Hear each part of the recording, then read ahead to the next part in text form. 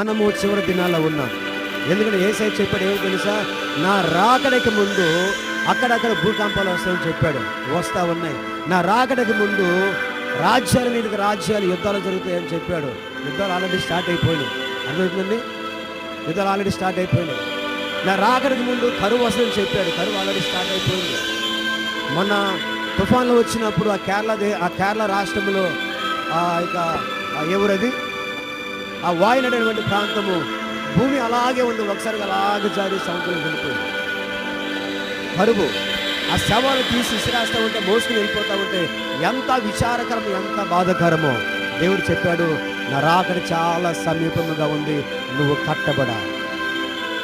నా రాకడ చాలా సమీపముగా ఉంది, నువ్వు సిద్ధపడాలి అని దేవుడు ప్రతిసారి తన వాక్యం చేత మాట్లాడుతున్నాడు. ఇది ఏ సమయం అంటే మన ఆత్మను సిద్ధపరుచుకునే సమయం.